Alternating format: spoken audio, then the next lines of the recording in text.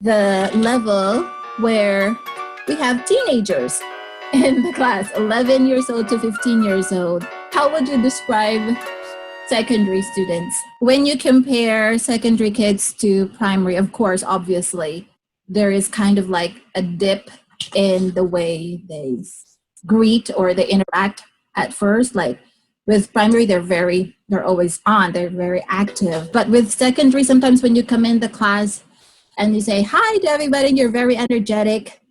And then you get like maybe hi, hello. In comparison with the prior levels like kindy and primary, these kids have a lot of energy, and you need to find the activities or the ways to divert their energy into the right direction. But when they are in the transition, that is from the kids to teens, that is 11 years old, 13, 12 years old, they somehow lose the motivation, or they think they are too cool to do stuff.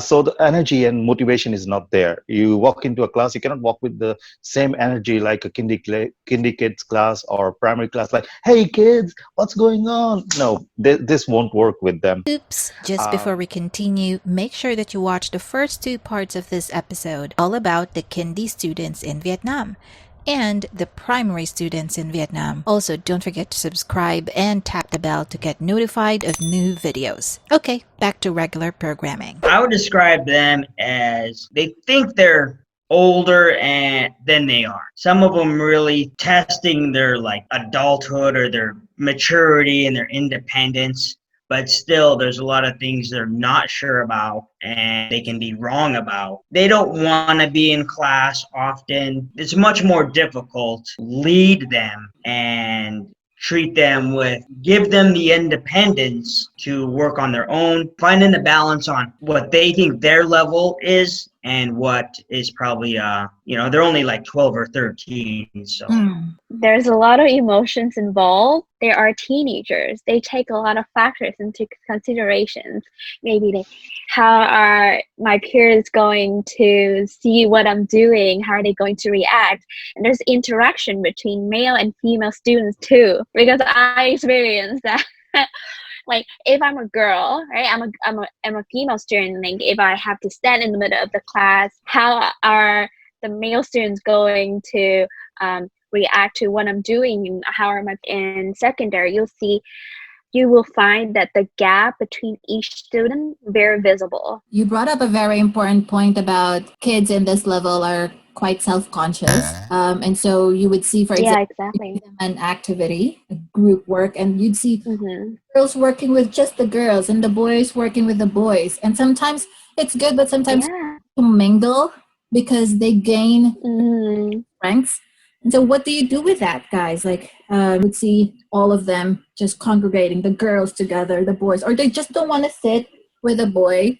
Like, and then you go, come on, what is wrong? Just go out there, talk to each other. As long as it's not a problem, sitting with who they want to sit with is, I think that's acceptable. Make sure though you're adding activities, where they have to pick random partners and they do have to go speak with somebody new on a daily basis. At least like one activity a day where they have to go speak with somebody new or work in a team that, could be any other students. What's also good about teaching secondary is that you get to talk to them and really have a good interaction with your students, because this time around, you don't have to grade or simplify your language too much because they understand your jokes, they understand your sarcasm, and they bring in, really interesting things as well into the conversation. So I think if you've established a good rapport, you found out what really makes them tick, then you can turn a very awkward activity into something that's actually fun and enjoyable for them. Let's talk about how we can make our lessons engaging for high school students. Make sure your activities are planned, your stages are planned perfectly. You have a good warmer, then a good activity followed by it. And then again, your lesson should go in terms of energy up. When they're having fun, bring something productive to do. Then bring their energy up again, find something productive to do. And at the end of the day, they are still kids. you give them an activity, a fun activity, like, all right, let's play this game. And they will be like, oh no, I don't want to play, it's silly.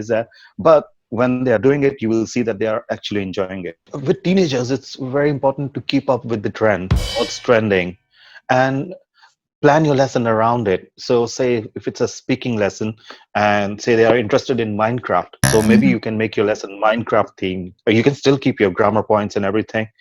This is one way to bring up their interest. Being aware of trendy or some way to make it applicable to them. Why is it important? Why is it applicable to them? Why do they need to know how to ask for directions or politely say no to somebody's idea? You use something in your lessons that they really like. For example, social media is very important to these kids. So using, for example, if you need to do a writing lessons, how will you compose a message? For example, if you want to tweet about something, something that will appeal to their interest. Using pop culture, for example, like movies, songs. K-pop is very popular in Vietnam. Give them projects to work on. From what I've noticed, teenagers they get very excited over a project where they can work together and work with the friends they've been hanging with in class. Maybe ask them to do a sales pitch on just like Dragon Den or Shark Tank, or maybe make a YouTube video, do a blog.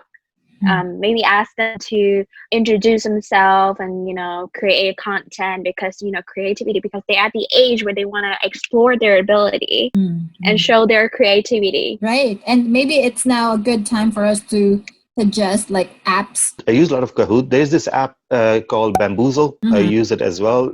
In this app, there are questions. It's a website. There are questions there. You can divide them into teams and they can pick a number. There would be a random question behind the number. If they answer correct, they get a point. I use class tools for random name picking, class timers for random name picking, and setting up the activities as well. So these are some of the apps I use. Bamboozle, that's been a lot of fun to use. Kahoot is really good. Like a random picker, something to pick, random students, random teams. Now let's talk about rewarding secondary students. Like definitely stickers, maybe a no, but how do we reward engagement, good participation in class, helping each other? How do we reward those things? There will be some slip that has 10 points. There will be some slip that has 100 points, and who will give each student the amount of points they deserve based on their effort, the value in whatever they are achieving. One thing I do is I would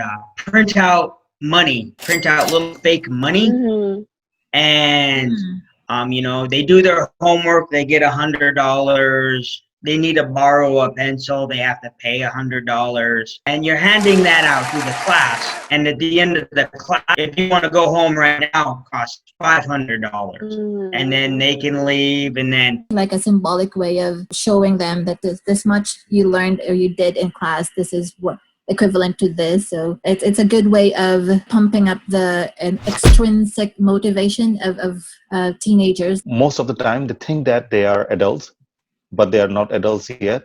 So it's kind of frustrating for them at home. They are not being listened to. At schools, at their public schools, the teacher tell them to do because they said so. So they are kind of frustrated. It's very important to give them a voice, to listen to them. That personal touch is very important. So make sure you listen to them and give them a voice, give them responsibilities, and tell them like, all right, have some kind of point system. By the end of the course, or by the end of say if you score good, or if you are good throughout the level, we'll have a pizza party or something like that. Give it a personal touch for higher levels. They really appreciate it. I agree. Having a good relationship with your students is important in this level.